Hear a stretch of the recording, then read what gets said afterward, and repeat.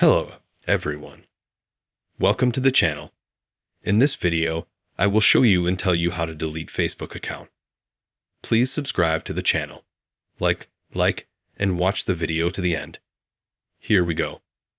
To do this, we need to go to Facebook. Then in the bottom right corner, click on the menu. In the upper right corner, click Settings and Privacy. Meta Accounts Center. Personal Details. Account and Control. Deactivation or deletion. Select Facebook. Then select Delete. Click Continue.